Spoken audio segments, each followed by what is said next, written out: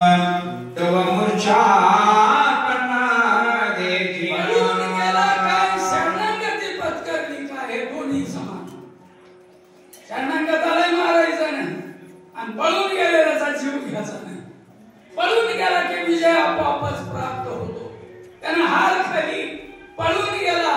प्रभू रामचंद्र विजयी झाले आणि लक्ष्मणाला पाहण्यासाठी अमृत हस्ती शक्ती विसर्जन करी रघुपती ब्रह्मवचना पुरती राखी शक्तीला बाहेर काढला. तिची ताकद कमी केली. भरतराजा म्हणजे हनुमंता मग वाचविला का नाही रामा ताकद नव्हती का या प्रश्नाचं उत्तर देऊ लागलेली. रामाता ओ मेलेला जिद्द उठवायची ताकद आहे आपल्या भावाला उठवू पण ब्राह्मणाचा अपमान प्रभू रामचंद्र करीत नाही. मान राखतात आणि म्हणून ब्रह्मवचनापुरती जखम ठेवली प्रभू रामचंद्र. ब्राह्मणाचा अतिक्रम सर्वता न करी रघुत्तमा आदरिला लौकिक धर्म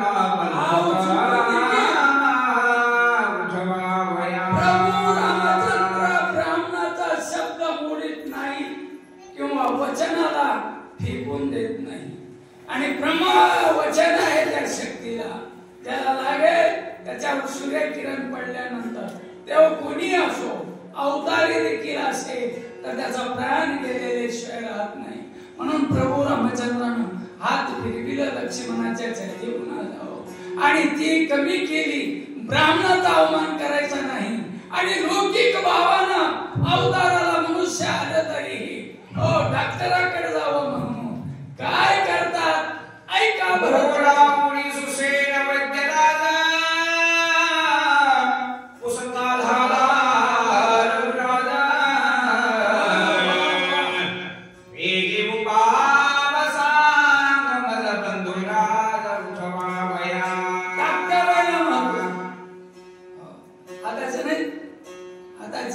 पहिलं वैद्यराज होत.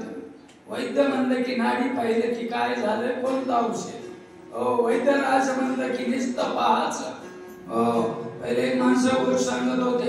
एक वैद्यराज होता म्हणून राजाच्या दरबारामध्ये राणीला बरं वाटलं गेलं पण राणी नाडी दाखवू शकत नव्हती बोट. मग त्याची परीक्षा पाहण्यासाठी राजानं म्हशीच्या पायाला दोरी बांधली आणि आणून त्या वैद्यराजापाशी दिली. वैद्यराजानं ती दोरी हातात घेतली आणि वैद्यराजा म्हणले ह्याच्यावर उपाय चलत नाही राजेसाहेब. का तुमच्या पत्नीची नाडी म्हशीची नाडी सारखी आहे वळकी लावा म्हणून वैद्यराज डॉक्टर नाही डॉक्टर गेले की आधी फीस भरा मग आडवं व्हा पालतं व्हा जीभ दाखवा डोळे वाचा उदाहरण व्हा पालतं व्हा स्टोर लावणार बसून झालंय काय याला काय व्यायाम चालू होता का काय म्हणावं. आणि म्हणून चांगल्या बुद्धीच्या डॉक्टर औषधी दिव्य औषधी शक्ती भेदली हृदय संधी ते शोधी विरवा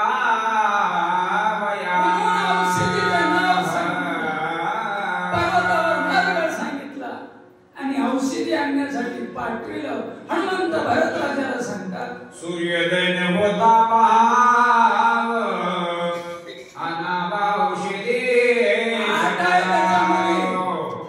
म्हणून मदधारी रामरव महाभाव परी. महाभाव शब्द राज ऋषी भरत आहे.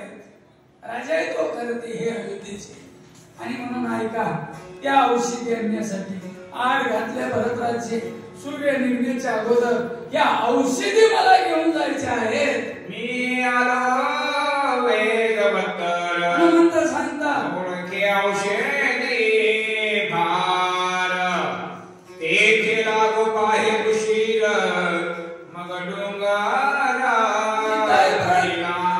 भरतराजाचा राज ऋषी भरता प्रश्न बारीक आहे छोटा आहे.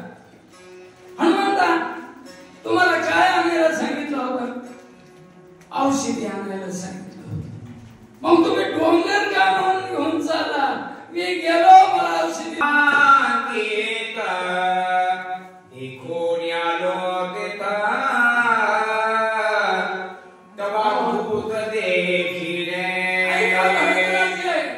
मी वेगाने जात होतो, मला सूर्य निघण्याच्या अगोदर जायचं आहे.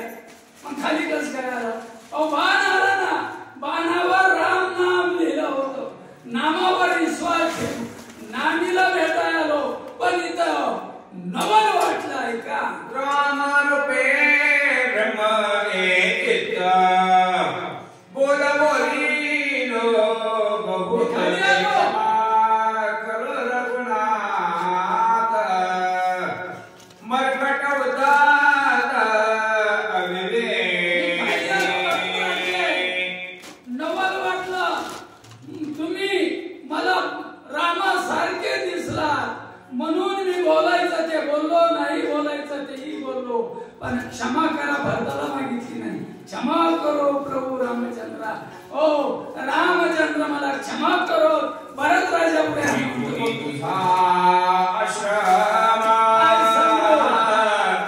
अत्यंत झाला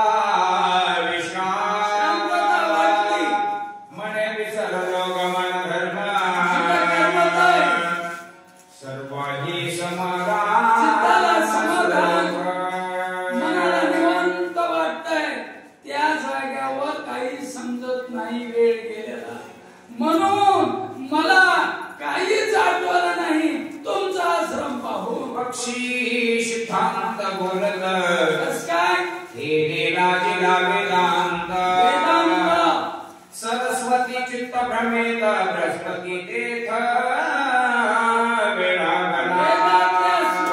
बोलणारे पक्षी भारताच्या ओ नंदीग्रामामध्ये उदाहरण देणार नाही, सूत्र सांगणारे, ओ काय तयार झालं हे सांगणारे.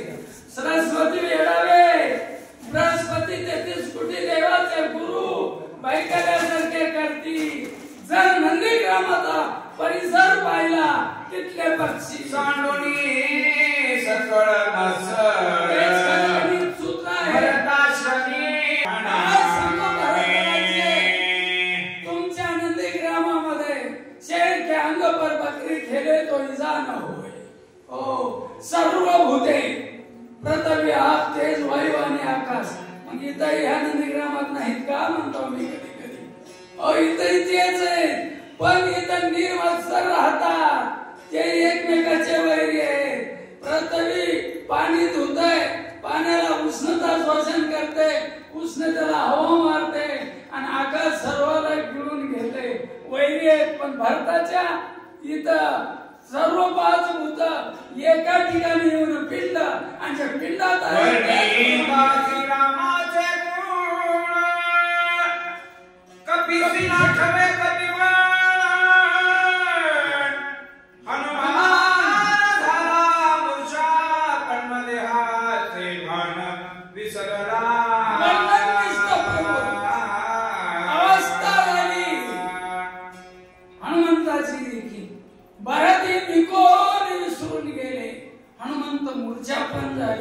कथा सांगताना कुणालाच मी लहानपणापासून सांगतो गुरुजी, अजून एकदाही मूर्छा आली नाही. वाट पाहतो आणि तर शेवटचीच येईल असं वाटतंय. पुन्हा मला काही कळायचं नाही. ओ मूर्छित हनुमान कथा सांगता सांगता पडले. अवस्था पाहिली बरं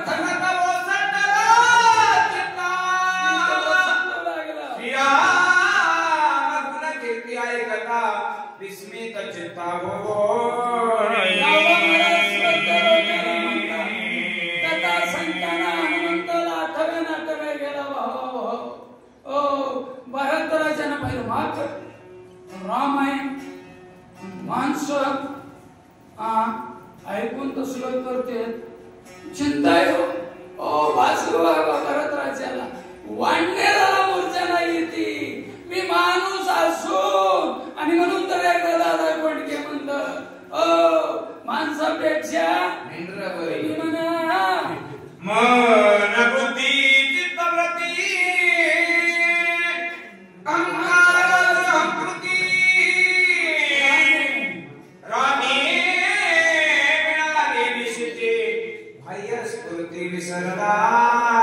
मग हे सर्व खेळ कशावर आहे?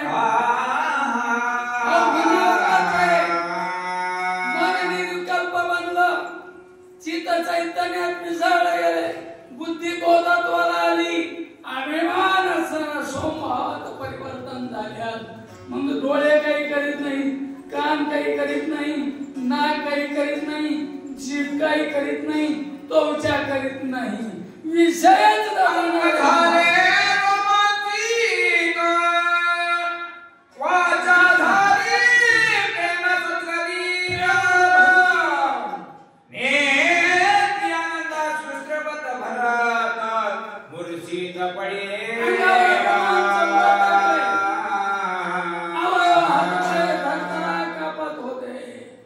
आणि मनाला उन्मनी झाली. मूर्छना आली भारताला देखील. कुणाची अवस्था पाहून? हनुमंताची. प्राण्याकडे बघून अवस्थे वळणारे आमचे माणसं होते पहिलेचे. आता किती चांगला महाराज वागू दे, हो निस्पृह असू द्या, लोक नाव मोठं ठेवल्याशिवाय चांगले गुण घेच ना तो. हो एखादा त्याचा वाईट आहे, त्याच गुणाला धरून बसून वाटून होऊन घ्यायचे. अरे ते कसाही राहू द्या, राम नाम घ्यायला ना भारताला वाढण्याची अवस्था. श्रवणी ऐकता श्रीरामचंद्र भरता लागली योग मुद्रा विसरला तो निद्रा तंद्रा कृपा रघुवीराची ऐशी अवस्था हनुमंताची पाहिली. भारताला योग मुद्रा लागली. योग मुद्रा लागल्यानंतर निद्रा. चंद्र माणूस उभं पडतंय, पण काहीतरी विचार दुसऱ्याला वाटतंय झोपी गेले, पण मनाची तळमळ थांबली. स्वप्न नाहीसे झाले. सुसुप्तीच्या पलीकडे अवस्था भरत राजाची गेली आहे का? मी कोण? राम रूपी गळला पूर्ण कुंडला बोल तुटले भरतपणा विसरला. कुंडला बोल मान्य आहे, शब्द थांबले. तुटले मौन म्हणजे ते अवस्थेत गेले तर राम राम राम राम हे शब्द जपू लागले. हो याला मौन तुटलं म्हणायचं. हो बोलाले पण दुसरं भान राहिलेली नाही. याला योग मुद्रा म्हणतात. आपण आपल्याशीच विसरणे अशी अवस्था भारताची. भरत विसरला भरत हनुमंत विसरला हनुमंत बरं दोघासी न ठवे दोन्ही तटस्थ पूर्ण श्रीरामे. दोघांनी मौन पकडलं. दोघांची अवस्था मूर्छना अवस्था सारखी योग मुद्रा लागली. श्रोते लोक गावबा महाराजाला बोलू लागले, भगवान महाराज दोघांनाही योग मुद्रा लागली. हो दोघांनाही लागली. दोघाही मूर्छना येऊन पडले. दोघाही मूर्छना येऊन पडले. दोघाही मूर्छना येऊन पडले. दोघांनाही आठवण झालं. दोघांनाही झालं. मग त्याला उठविलं पुन्हा. पुढलं कार्य विसरले दोन्ही पण कार्याठव करी कोण बाप कृपाळ रघुनंदन चैतन्य पूर्ण चेतनी. लोकाला म्हणू लागले. दोघालाही योग मुद्रा लागली. हो दोघाला योग मुद्रा लागली. हरकत नाही. दोघांचा आठवा भाव गेला. दोघाचा आठवा मग त्याला जागृत करणारा. अरे बाबा उजळलं म्हणून सांगणार कोणी तर नाही ना. हो त्याला चैतन्य असं नाव आहे. आणि पूर्ण आपल्याला वाटतं आपण काम करावं काही, आपण काहीच करत आहे. तसं तसं घडत जात आहे. आपले जर कर्म चांगले असेल तर चांगलं घडत जात आहे. जीवन कळा सावध केली कान शक्ती परिचारी इंद्रिया पाठवता झाली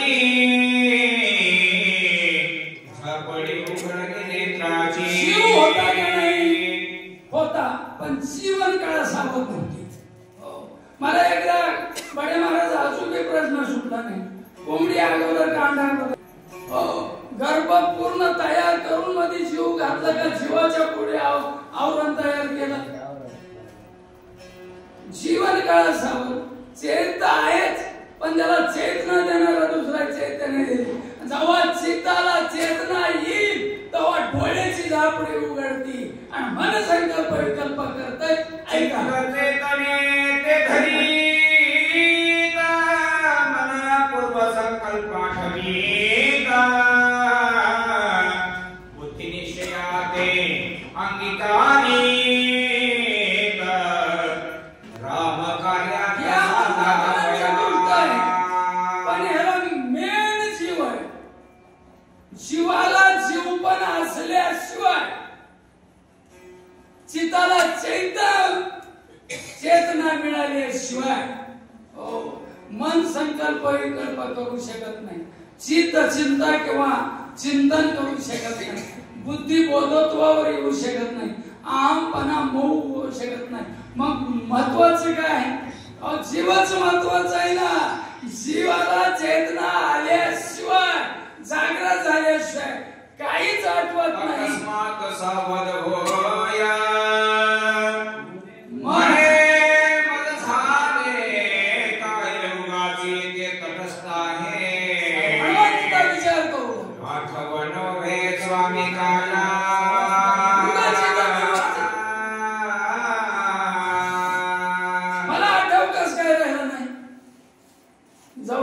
सावध चैतन्याला येतो त्यावेळेस मन संकल्प.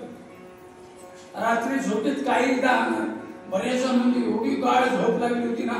चोरांनी गाडग्यातलं नेलं बघा. आम्हाला पत्ता लागला नाही. असं म्हणतात. बाबूरावजीला बसत या बाबूरावजी